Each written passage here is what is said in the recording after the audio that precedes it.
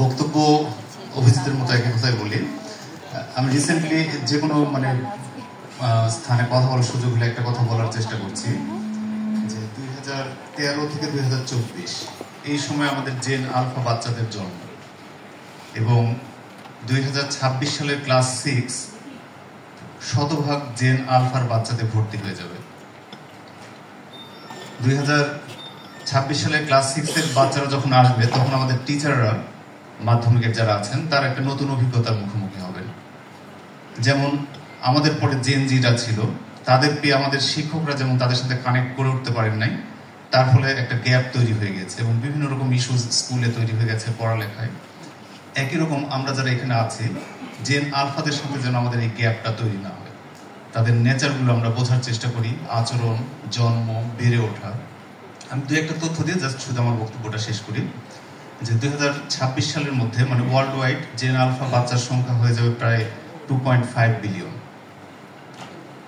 এবং 49% gen alpha বাচ্চার নিজস্ব একটা ডিভাইস আছে, যে তারা বাবা মার ডিভাইস মানে নিজের মতো করে ব্যবহার করতে পারে বা নিজেদেরও আছে।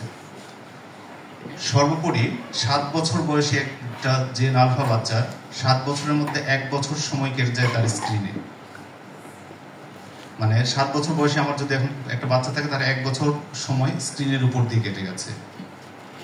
এবং আমাদের দেশে যে বাচ্চাগুলো, এগুলো 3G প্রযুক্তি যখন একবারে চরম মাত্রায় অ্যাভেলেবল আমাদের দেশে, সেই সময় জন্মেছে, যেটা জেন জিরা বড় হয়ে পেয়েছে। তো এই বাচ্চাগুলোর সামনে বছর আমাদের ক্লাস 6 এর 100টা বাচ্চা থাকলে পরে 100টাই জেন আলফার বাচ্চা হবে। এই যে বাচ্চাগুলো, তাদেরকে আমরা কিভাবে ডিল করব, কিভাবে তাদের সঙ্গে ক্লাসে কমিউনিকেট করব এবং তাদের মতো করে শিখতে সাহায্য করব, এই প্রিপারেশনটা নেন। এখানে যারা আছেন, আমার ধারণা বাংলাদেশের সবচেয়ে অগ্রগামী শিক্ষকবৃন্দ এখানে বসে আছেন।